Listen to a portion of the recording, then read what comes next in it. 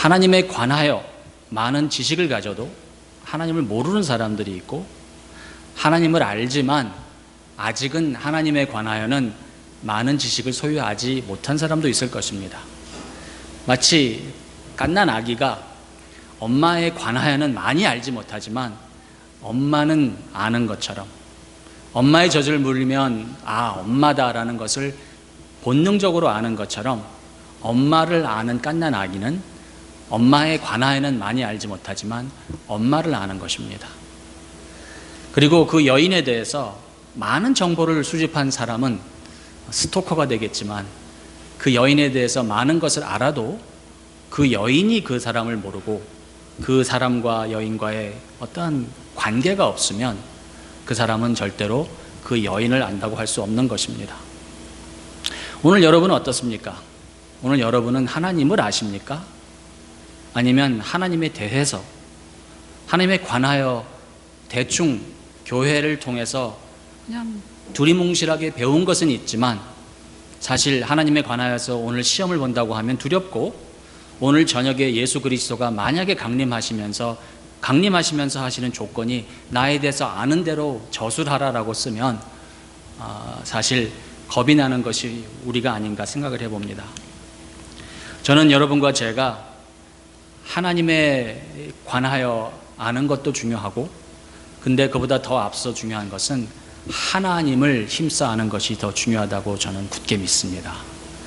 여러분과 제가 같이 신앙생활할 때 무엇보다도 하나님을 알아가는 기쁨이 충만하시길 주님의 이름으로 축원합니다. 문제는 뭐냐면 우리 모두는 복음을 부분적으로 알고 있습니다. 자, 복음을 부분적으로 안다고 이야기하는 사람은 복음을 완전히 알고 있다라고 자칭하는 것은 아닙니다. 다만 복음을 부분적으로 알고 있는 사람 중에서 알고 있는 것으로 안일하거나 안주하다면 그것은 문제가 있는 것입니다. 복음을 부분적으로 알고 있는 것으로 말미암아 그래서 더 복음을 알고자 하는 배고픔이 있으면 괜찮습니다. 복음을 부분적으로 알기 때문에 겸허하다면 괜찮습니다. 그런데 복음을 부분적으로 알고 있으나 다른 사람에 비해서 많이 알고 있으니까 안일하고, 복음을 부분적으로 알고 있는데 예전에 비해서 많이 알고 있다는 생각 속에서 자만심에 빠져서 안일하거나 나태해진다면 그것은 부분적으로 아는데 문제가 있는 것입니다. 저는 여러분과 제가 같이 신앙생활 할 때 복음을, 우리는 정말 예수 그리스도 만나는 그날도 우리는 복음을 완전하게 알 수는 없을 것입니다. 하나님은 영원하신 분이고 그리고 아주 무한하신 분이기 때문에 하나님이 복음이시고 예수 그리스도가 복음이시라는 사실을 우리가 깨달아갈 때 우리가 어느 한순간도 복음을 완전히 안다, 예수를 완전히 안다, 하나님을 완전히 안다라고 말하지 못할 것입니다.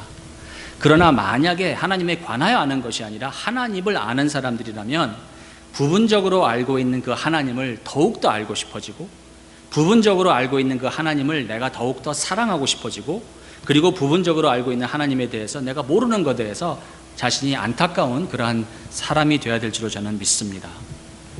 제가 요즘 읽고 있는 책 하나 소개합니다. 예수 왕의 복음이라는 책인데요, 저희가 어느 정도 사역 공간이 우리가 얻어지게 되면, 저는 조만간 우리가 사용할 수 있는 사역 공간이 얻어지게 될 거라고 지금 기도하고 믿는데, 여러분도 믿습니까? 기도하십시다. 그러면 저는 이제 우리 교회에 가장 먼저 할 것 중에 하나가, 저는 도서 공간을 만들고 싶습니다.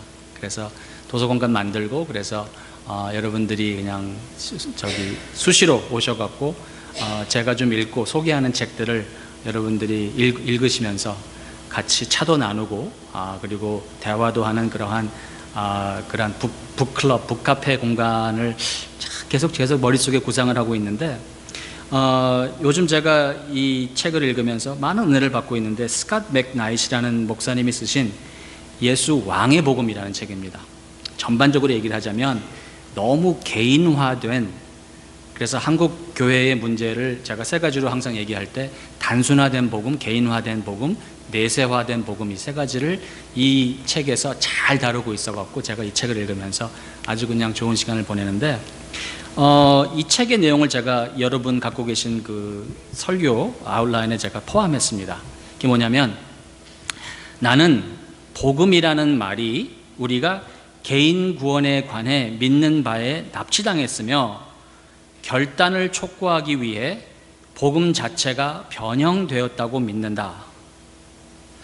이 납치의 결과, 이제 복음이라는 말에는 본래 예수님이나 사도들이 이해했던 대로의 의미가 더 이상 남지 않게 되었다라는 부분을 이분에서 제가 이 책에서 이분이 쓰신 내용이 있습니다. 무슨 말씀이냐면, 한국 교회가, 그리고 이분은 사실 미국 교회에 대한 얘기를 하는 건데, 이 복음이라는 것을 성경에서 이야기하는, 성경 자체가 얘기하는 복음을 이해하지 않고 우리는 단순히 복음, 그러면 영혼 구원으로 우리가 이해를 해버렸다는 거예요. 여러분, 한국에 세월호와 관계되어서 이단이 있습니다. 그 이단을 뭐라고 그러죠? 네? 무슨 파라고 그러죠? 구원파라고 합니다. 구원파. 왜냐하면 그 종파에서는, 그 이단에서는 결단을 촉구하고, 그리고 그 구원파를 따라가는 사람들 안에서는 예수를 얘기합니다. 거기는 뭐 예수가 없는, 또 뭐 부활이 없는, 복음이 없는 그러한 이단이 아니라 다 있는데 부분적으로 얘기를 한다는 거예요. 그래갖고는 사람들로 하여금 결단을 통한, 헌신을 통한, 그리고 그들이 어떤 구원을 받았다, 구원을 누리고 있다는 것으로 사람들을 타락시키고 맙니다.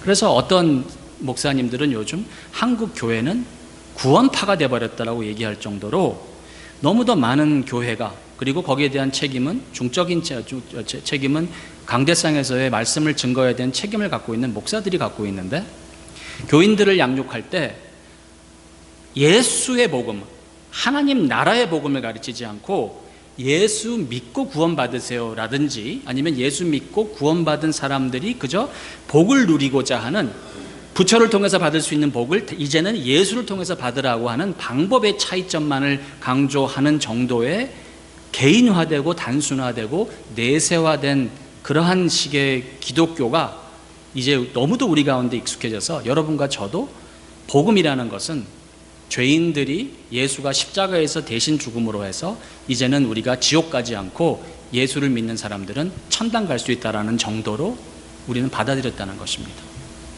문제는 그 정도 복음 갖고는 여러분과 저의 삶이 변화되지 않는다는 거예요.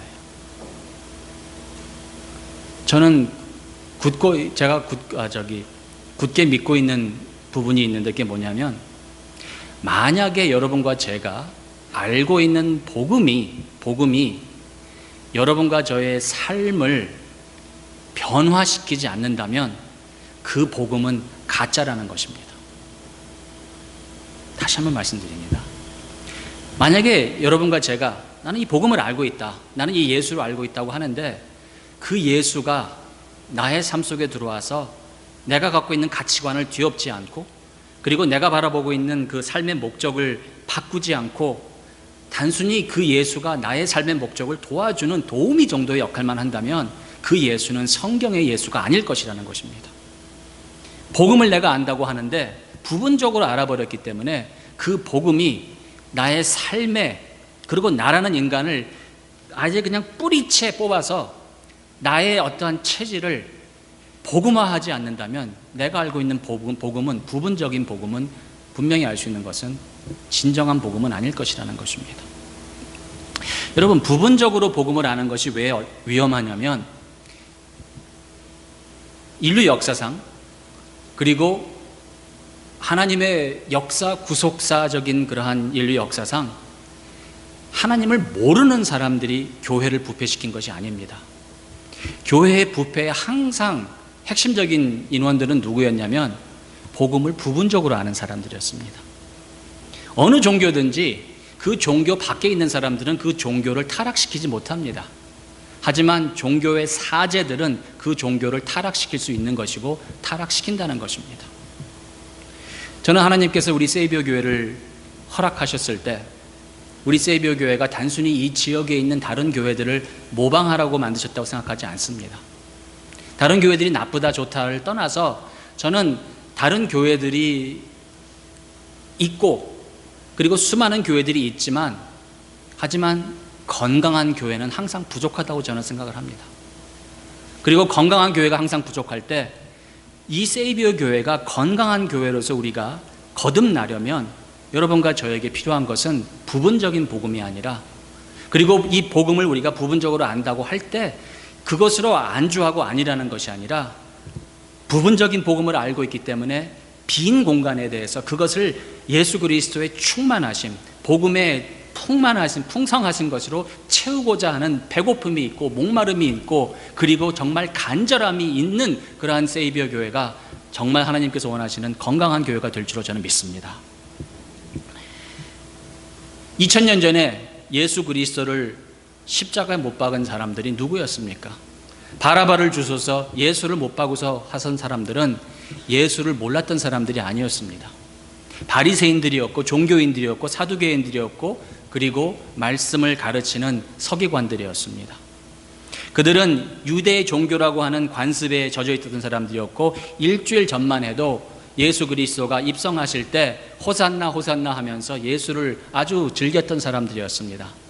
하지만 그들이 며칠 만에 바라바를 주소서 예수를 못 박으소서 하고 변한다는 것은 예수를 몰랐기 때문에, 복음을 몰랐기 때문이 아닙니다. 예수를 부분적으로 알았고 복음을 부분적으로 알았고 예수에 관하여서는 알았으나 예수를 몰랐기 때문이었습니다.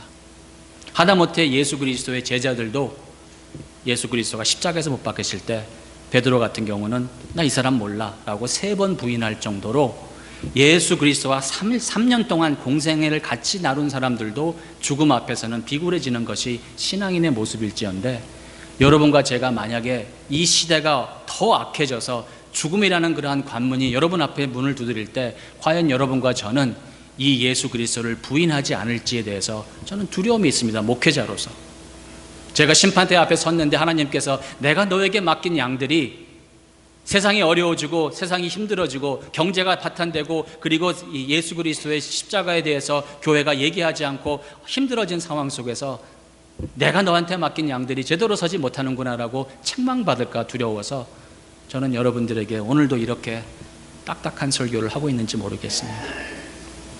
2000년 전에 예수를 못 박은 사람들은 무종교인들이 아니었고 무속인들이 아니었고 그리고 세상에 나가 있는 사람들이 아니었다는 사실은 여러분과 저에게 경각심을 줘야 됩니다. 내년이면 루터의 종교개혁 500주년이 됩니다. 그 당시 500년 전에 복음을 제대로 증거하지 않았던 사람들은 세상에 있던 세속적인 사람들이 아니었습니다. 신을 부인하던 무신론자들이 아니었습니다. 카톨릭 교회라고 하는 그 교회에 있던 특별히 위에서부터 있던 사람들, 말씀을 갖고 있고 알아야 되는 사람들, 배우고 가르쳐야 되는 사람들이 그들이 복음을 부분적으로 알았습니다. 그리고 그들이 가르쳤던 복음을 교회는, 성도님들은 그대로 받아들였던 것입니다. 어떻게 받아들였습니까? 예수? 그래, 나 예수 알아. 예수 중요하다. 예수 믿는다. 하지만 그들은 오직 예수를 믿지 않았습니다. 그들은 예수를 믿는다고 하면서 그래서 자신들의 죄, 자신들의 죄책감에 대해서는 회개하는 모습은 있었으나 그들이 또 해야 되는 것이 있었는데 그들은 자신들의 의로움을 회개할 수 있어야 되는데 그들은 자신들의 의로움을 회개하지 못했습니다. 왜? 복음을 부분적으로 알았기 때문에. 그들이 알았던 복음은 부분적으로 이렇게 알았습니다. 예수를 믿고 그리고 신앙생활을 열심히 하면, 예수를 믿고 공모임에 빠지지 않고 예수를 믿고 헌금 열심히 하고 예수를 믿고 교육자의 말을 잘 듣고 예수를 믿고 전도 열심히 하고 예수를 믿고 성경 열심히 읽는 그런 개인적인 그런 신앙생활을 잘하면, 그리고 헌신하면 예수 플러스 나의 희생이 나의 의로움이 될 것이라는 생각을 갖고 그들은 예수를 열심히 본인들이 믿는다라고 오해를 했습니다. 하지만 루터가 그러한 가르침에서는 예수를 부분적으로 알되 거기서 안주하고 아니라면서 본인들의 그 헌신과 본인들의 그 의로움을 회개할 줄 모르는 그 중세기의 교회를 향해서 95가지의 그 선언문을 붙일 수밖에 없었던 것은, 복음이라는 것은 오직 예수만을 우리가 믿을 때 그 복음이 우리 가운데서 우리를 변화시킬 수 있는 것이기 때문이고, 복음이라는 것은 우리가 부분적으로 알되 우리가 모르는 것에 대해서 우리가 배고파하고 목말라하고, 복음이라는 것은 내가 부분적으로 아는 것에 대해서 안일하지 않고 안주하지 않고 내가 모르기 때문에 주 앞에 나가면서 애통하고 회개하면서 주여 이 복음으로 나를 변화시켜 주시옵소서, 내가 오늘도 복음을 몰라서 복음을 부분적으로 알아서 안주하고 아니라고 그리고 복음으로 말미암아서 내 삶이 예수 그리스도를 닮아가지 않고 있음에 주여 나를 용서하시고 나로 하여금 깨우침 있게 하소서라고 주 예수 그리스도 오직 예수 그리스도의 의만을 붙잡으면서 나의 희생 나의 헌신 이러한 것을 다 쓸모없는 배설물로 돌릴 수 있는 그래서 오직 내가 붙잡힌 것이 아니라 나를 붙잡힌 그것을 내가 붙잡으려고 나는 전진하노라라고 하는 것이 복음을 부분적으로 알고 있으나 모자라는 것에 대해서 배고픈 사람들이 해야 되는 말씀인 줄로 저는 믿습니다. 여러분과 제가 만약에 오늘 정말 마음속에 하나님께서 여러분과 저의 찔림을 주셔서 사도 바울이 정말 예전에는 복음을 알되 부분적으로 알아서 유대교라고 하는 것에서 하나님에 대한 열심으로 교회를 핍박했던 것처럼 열심으로 오히려 하나님의 교회를 정말 핍박했던 것처럼 살다가 그 부분적으로 알던 복음을 통해서도 그래도 예수 그리스도를 이제 다메섹 선상에서 만나게 되어서 사도 바울이 그 예수 그리스도의 영광 속에서 이 하나님에 대해서만 아는 것이 아니라 예수를 알게 되어서 변화되었을 때 사도 바울의 기도를 보면 사도는 어떤 사람인지 우리가 알 수 있습니다. 제가 바라는 것은 여러분과 저도 오늘 사도 바울의 기도를 보면서 여러분과 저의 신앙을 점검하는 여러분과 제가 되기를 주님의 이름으로 축원합니다. 여러분 단순히 여러분이 이 자리에 있다고 안일하게 생각하지 마시기를 부탁드립니다. 여러분이 신앙인의 자녀라고 안주하지 않기를 주님의 이름으로 부탁드립니다. 여러분이 그저 나는 불교 사람 아니야, 나는 불교인 아니야, 나는 모슬렘 아니야, 나는 개신교회 가정에서 태어났고 그 가정에서 자랐기 때문에 나는 기독교인이야라고 하는 정도로 여러분이 지금 신앙생활을 하신다면 여러분 마음속에 지금 정말 마음에 여러분 스스로의 정직한 손을 얹어 놓으시고 과연 여러분이 예수를 알고 있다고 하는 그 기간 동안 1년이 될 수 있겠고 2년, 3년, 5년, 10년, 15년, 40년, 60년이 될 수 있겠지만 제가 여러분에게 정말 도전하고 싶은 것은 그리고 제 자신에게 도전하고 싶은 것은 과연 네가 목사로서 예수를 안다고 하면서 그리고 복음을 제대로 증거한다고 몸부림치면서 20년이 넘도록 사역을 하는 동안에 과연 너는 복음으로 말미암아서 과연 얼마만큼 변화됐는가 저는 자문하고 있는 것입니다. 여러분도 저와 같이 스스로에게 자문하시면서 과연 내가 알고 있는 복음은 나를 변화시키는 복음인가? 사도 바울의 기도를 통해서 우리가 깨달음이 있기를 주님의 이름으로 축원합니다. 자, 14절 말씀 한번 보십니다. 이러함으로 라고 시작을 합니다. 여러분 한국말에 이러함으로 그러면 무슨 생각을 하셔야 됩니까? 그 전에 무슨 말을 했는가를 보셔야 됩니다. 왜냐하면 이러함으로라는 것은 이러이러해서 나오는 것에서 연결성을 나가면서 그 다음에 있는 내용이 이러함으로 그 전에 나오는 것을 토대로 원인 제시를 하기 때문에 우리가 이러함으로라는 단어가 나오면 항상 밑줄을 긋고 그 전에 그래서 확대 본문을 여러분 보실 줄 알아야 됩니다.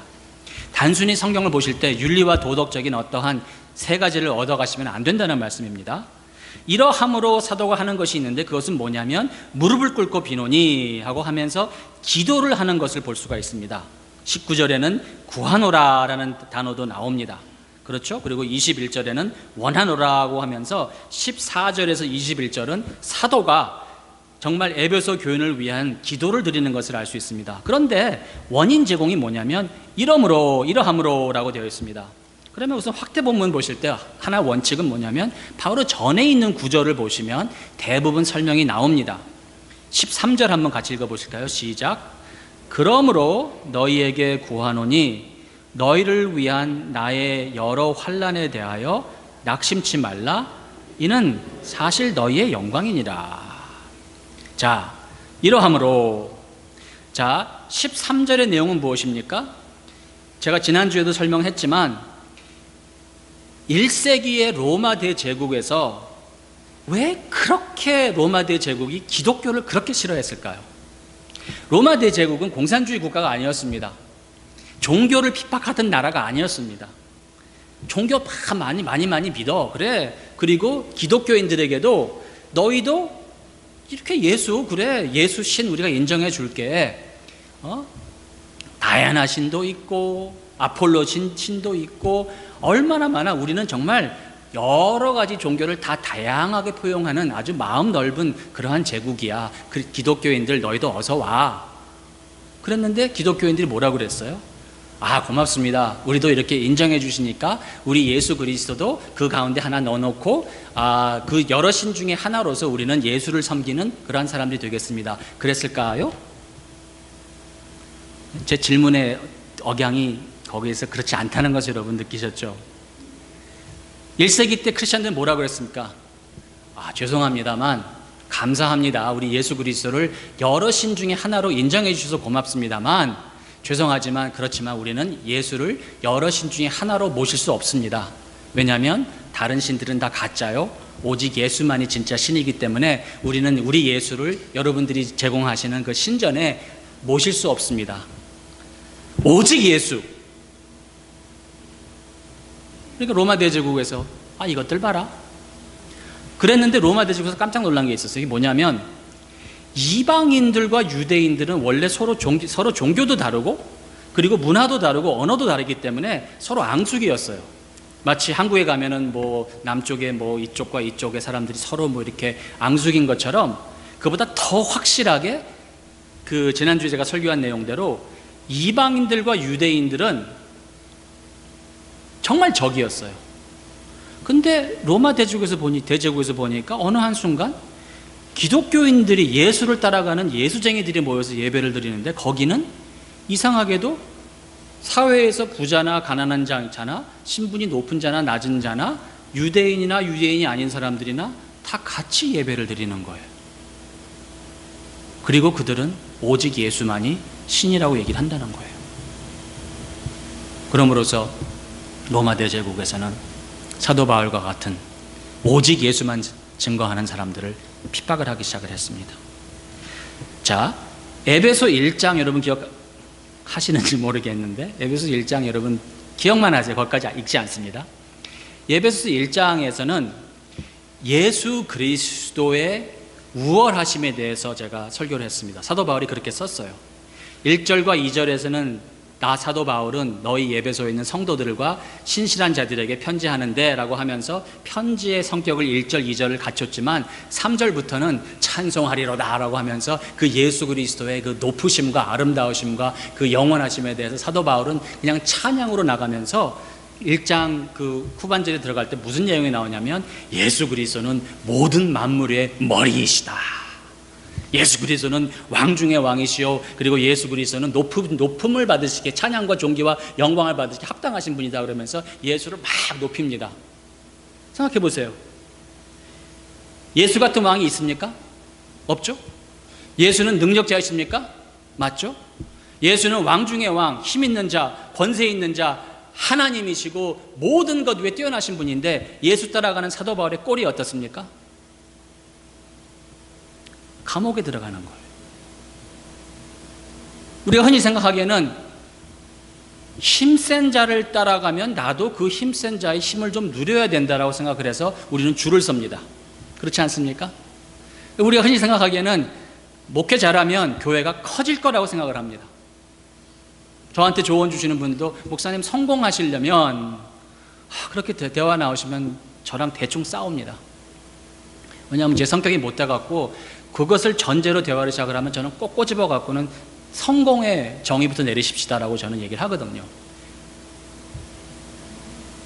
성장이 목표라면 성공은 많이 모이는 것이 성공일 것이지만 신실함이 목표라면 많이 모이는 것이 아니라 적게 모일지라도 한 사람이 모일지라도 두 사람이 모일지라도 그 사람들이 말씀을 제대로 알고 예수를 대충 아는 것이 아니라 부분적으로 아는데 모르는 것에 대해서 배고픔을 느끼고 목마름을 느끼고 예수 그리스도 오직 예수만을 향한 그러한 마음이 속에서 불타듯이 뜨거워 올라올 때 저는 목회자로서 성공이라고 저는 믿습니다. 죄송합니다.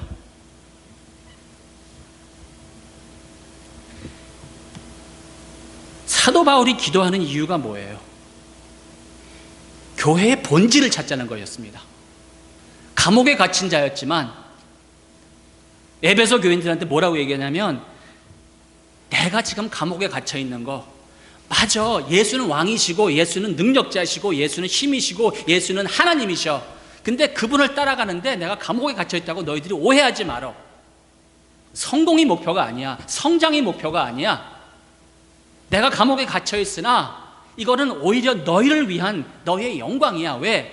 너희가 이제 뚜렷하게 이 세상 나라의 그 종이 될 건지 아니면 눈에 보이지 않을지라도 믿음으로 볼 수 있는 하나님 나라의 백성이 될 건지 너희들이 이제 선택할 수 있는, 그리고 너희들을 날 보면서 바울이라는 저 작자는 예전에 사울이라고 할 그 유대인이었을 때 그렇게 잘 나가던 인간이 다메섹에서 뭘 잘못 봤길래 다른 사람은 보지 못했는데 뭘 들었다고 하고 눈이 안 보이더니 이제 뜨고 나서는 한다는 소리가 예수를 봤다고 하면서 지금까지 잘 나가던 사울이 바울이라는 이름을 택하면서 자기가 핍박했던 그 교회를 위해서 오히려 핍박받는 저 바울이 이제는 로마 대제국에서 감옥에 갇혀갖고 저렇게 하는데, 과연 바울이 아는 예수는 누구일까?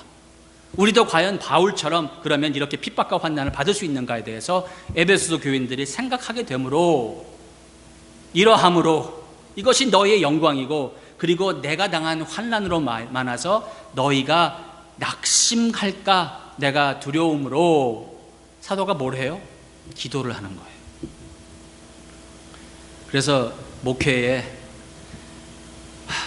사도행전을 봐도 그렇고 목회에서 정말 빼놓을 수 없는 것이 기도입니다. 여러분과 저는 이 기도의 동력자가 되시기를 주님의 이름으로 축원합니다. 제가 말씀을 가르칩니다. 하지만 말씀을 가르치는 것 갖고는 부족합니다. 그건 반밖에 안 돼요. 반의 반도 안 되는 거예요. 저는 여러분들을 위해서 기도해야 됩니다. 기도합니다. 기도할 때 마음이 무거울 때가 있고 마음이 또 열릴 때가 있습니다. 요즘은 정말 마음이 무겁습니다. 과연 우리 세이비어 교회가 정말 하나님께서 이 교회를 향하신 그 건강한 교회를 꿈꾸는 자들에게 주시는 이 환난에 대해서 혹시 우리는 낙심하고 있지는 않은지. 본연 중에 정말 본의 아니게 우리 성도님들은 성공이라는 것이 목표가 되어서, 사람을 많이 모으는 것이 목표가 되어서 많이 여기서 모여야 되는데 왜 우리는 많이 모이지 않지라는 것에 대해서 혹시 낙심하지 않는지에 대해서 저는 두려운 마음이 있습니다. 사도 바울도 그랬던 것 같아요.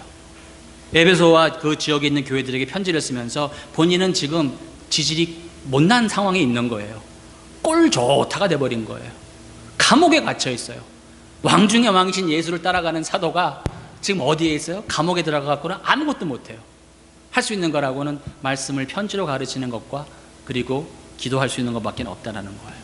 그러나 사도 바울이 기도하는 이유는 14절부터 16절까지 한번 읽어보실게요. 한번 같은 목소리로 시작.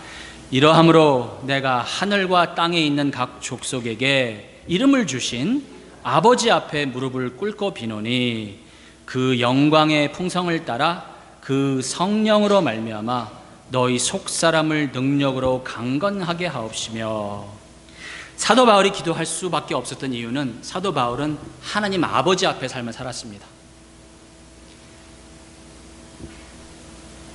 아버지를 단순히 개념적으로 알았던 것이 아니라 하나님 앞에서의, 하나님께서 나를 보고 계시다, 내가 어느 곳에 숨든지 내가 옷을 입었든지 발가벗었든지 하나님의 눈총이 나를 항상 보고 있다는 사실 속에서 사도 바울은 하나님 앞에서 삶을 살았습니다. 그런데 그 하나님이 누구냐면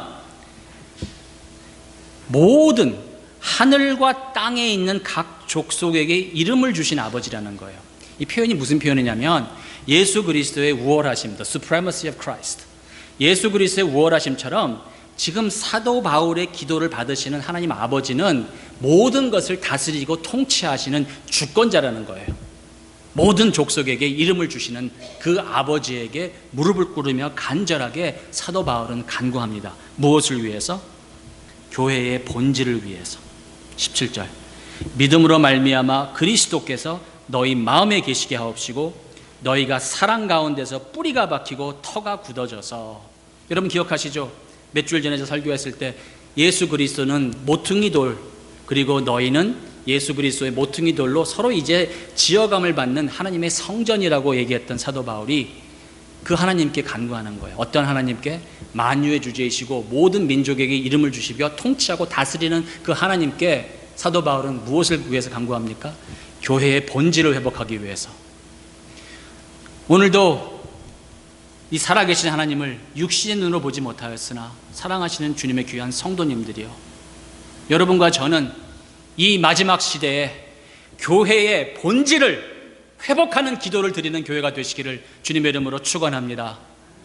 우리의 성공이 아니라, 내 사업이 잘 되기 위해서 예수를 믿는 것이 아니라 예수를 위해서 사업을 하시는 여러분 되시기를 주님의 이름으로 축원합니다.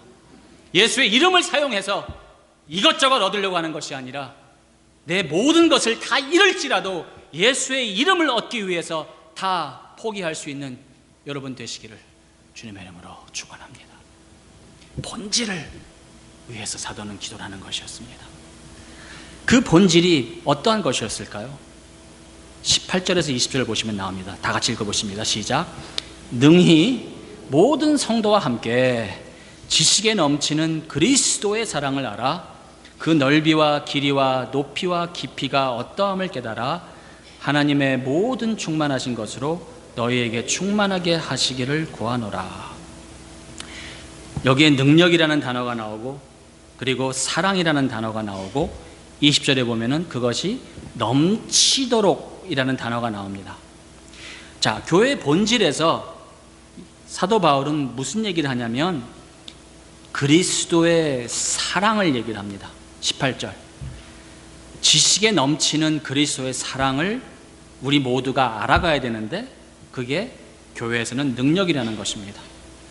어떤 사람들은 귀신 쫓는 것을 능력이라고 생각을 합니다. 어떤 사람들은 이 세상에서 돈을 많이 버는 것을 능력이라고 오해를 합니다. 아니면은 이 교회에서 직분자로서 인정받는 것을 능력이라고 오해를 합니다. 아닙니다. 교회의 본질은 그리스도의 사랑입니다. 그리고 그리스도의 사랑이라는 것은 십자가 사랑인 것인데 이것을 여러분과 저는 알고 있습니다.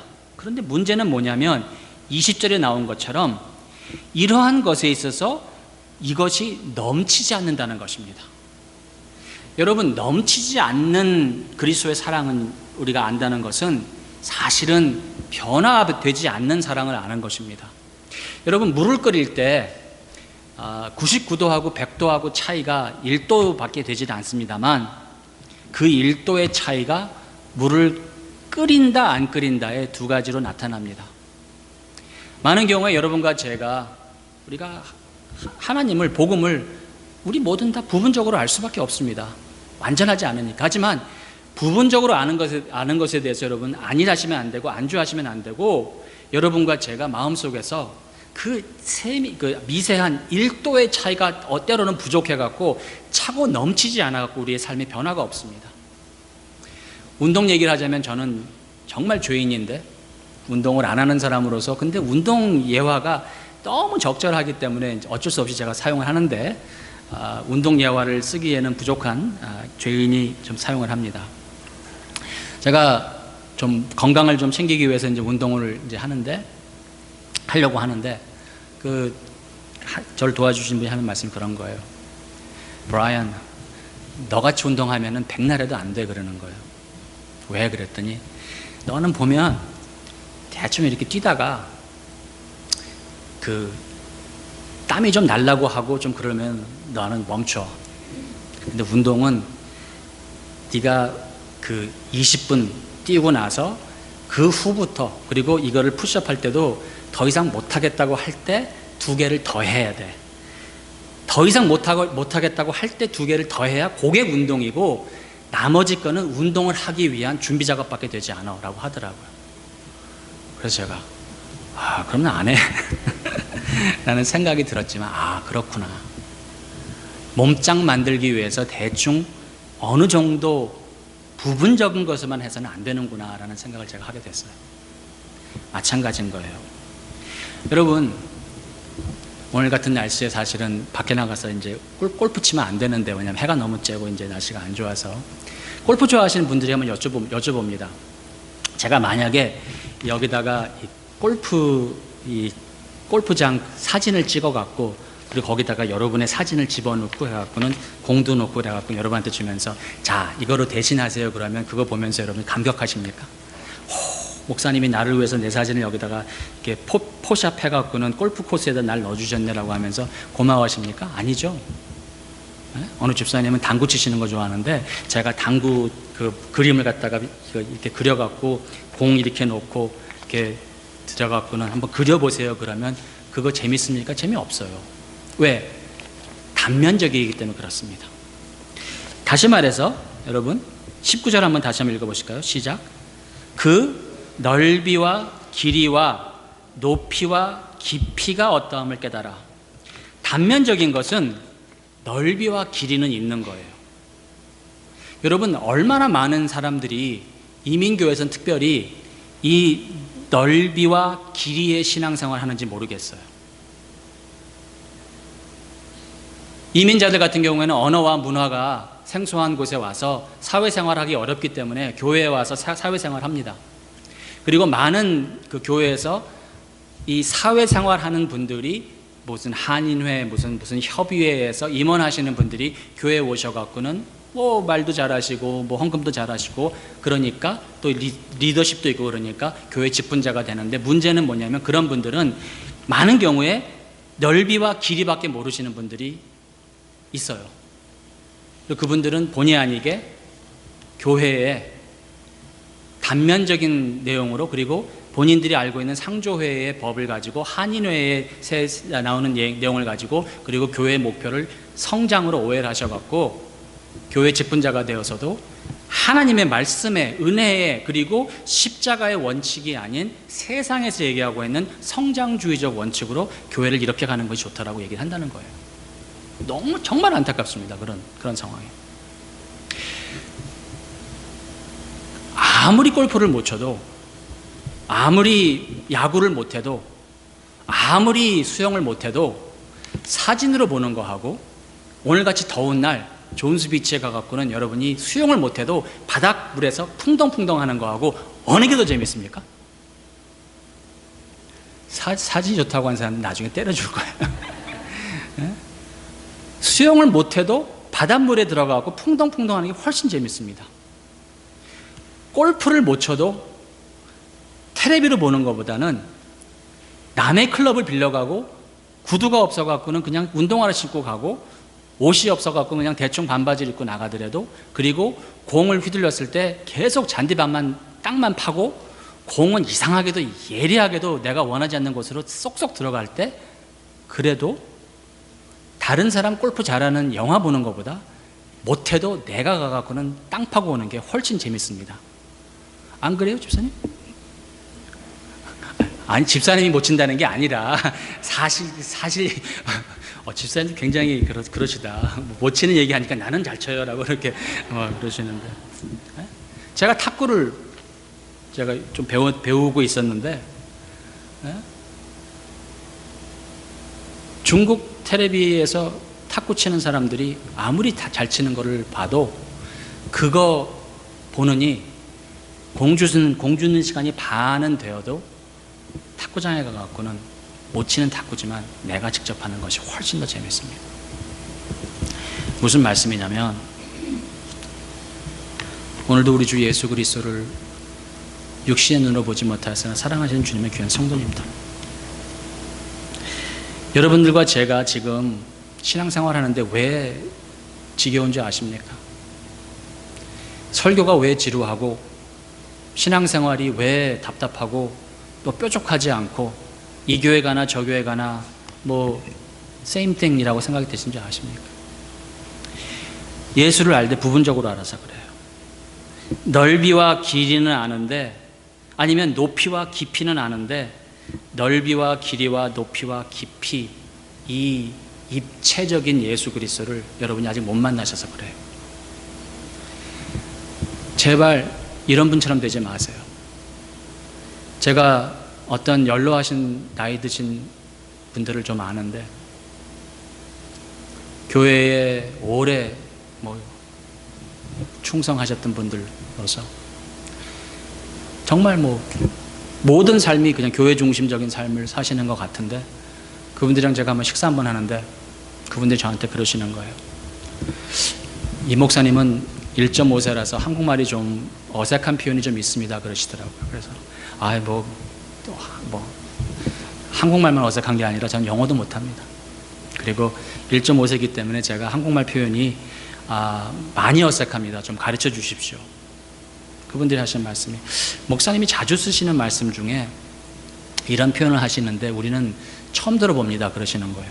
그래서 제가 무슨 말을 쓰는데 혹시 제가 신학적인 아니면은 제가 책으로 본 단어인데 실생활에 안 쓰는 단어가 있을 수 있으니까 제가 고치겠습니다.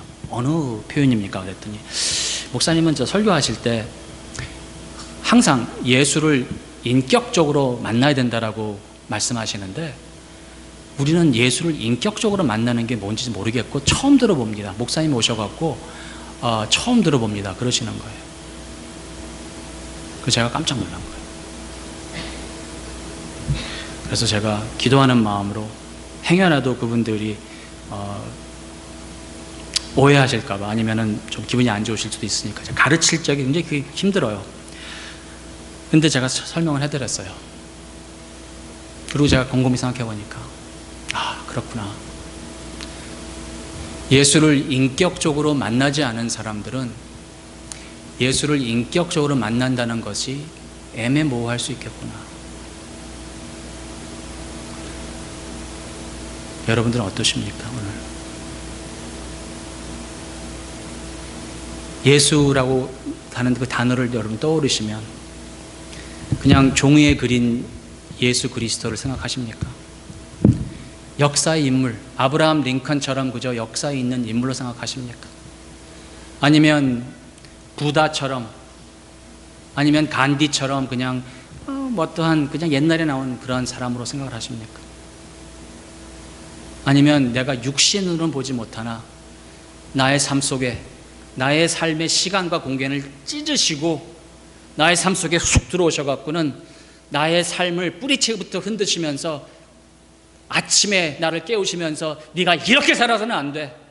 그리고 내가 잘못된 길을 갈 때 너는 그렇게 가면 안 돼라고 하면서 나의 멱살을 붙잡으시고 나를 치시면서 나를 위해서 애통하시면서 내가 기도가 나오지 않을 때 나의 속에서 탄식하시면서 내 마음속에 존재하시고 나와 함께 하시는 그 예수를 만나보셨습니까? 그 예수를 만나지 않으면 바리새인들이나 사두개인들이나 아니면 종교개혁 시대의 가톨릭의 사제들이나 다를 바가 없는 것입니다. 사도의 기도를 보면 사도는 예수를 인격적으로 만났다는 것을 알 수 있습니다.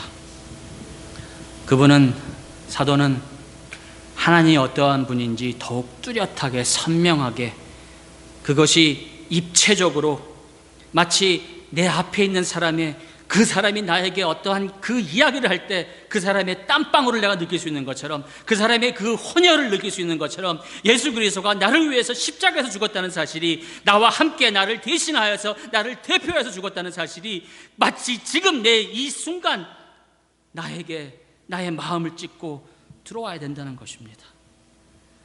사도 바울이 이렇게 예수를 인격적으로 만나서 동행을 합니다. 그래서 하나님 나라의 실제를 체험한 자로서 기도를 하고 찬양을 하는 것입니다. 교회 안에서와 그리스도 예수 안에서 하나님의 영광이 대대로 영원 무궁하기를 원하노라. 아멘. 오늘도 우리 주 예수 그리스도를 육신의 눈으로 보지 못하였으나 사랑하시는 주님의 귀한 성도님들이요, 하나님이 여러분의 삶을 찢으시고 예수 그리스도의 그 인격적인 인격체로서 여러분들의 삶 속에 투입하시는 것을 체험하시기를 주님의 이름으로 축원합니다. 예수를 만나셔야 됩니다. 하나님을 부분적으로 아는 것이 아니라 부분적으로 할 때 하나님을 배고파 하시면서 하나님에 관하여 아는 것이 아니라 하나님을 아셔야 됩니다. 그리고 하나님의 영광이 여러분의 마음속에 부분적으로 있어서 되는 것이 아니라 차고 넘쳐야 됩니다. 차고 넘침을 바라기 위해서 여러분은 하나님 앞에 조용히 무릎 꿇으시면서 아버지여, 하나님이시여, 내가 하나님에 관해서만 알고 있었던 사람이었다면 오늘 하나님을 만나게 도와주시옵소서. 예수를 만나게 도와주시옵소서. 예수에 관하여 아는 것이 아니라 예수를 알게, 예수를 그저 어리둥실 그냥 두루뭉실 아는 것이 아니라 예수를 인격적으로 만나게 도와주시옵소서. 나를 만나주지 아니하시면 나는 수월에 내려가는 자, 죽음에 내려가는 자와 동일하오니 주여 나에게 긍휼을 베풀어 주시사 나의 영안을 열어주셔서 예수를 보게 하시고 십자가를 보게 하시고 하나님 나라를 보게 하여 주시옵소서. 부족한 죄인 하나님께 간구하오니 주여 부분적으로 알고 있는 예수로 말미암아, 부분적으로 알고 있는 복음으로 말미암아 나의 영혼이 어두움의 세력에 내가 동일하게 살아갈까 두렵사오니 주여 나를 이겨주시옵고 나의 죄악성을 이겨주시오며 나를 깨뜨려 주시옵고 나로 하여금 예수 그리스도 앞에 무릎 꿇게 하여 주시옵고 오직 마음속에 오직 예수의 영광으로 가득 차게 도와주시옵소서. 이러한 기도를 들으시는 주님의 교회 세이비어 교회 성도님 되시기를 주님의 이름으로 축원합니다. 기도하시겠습니다.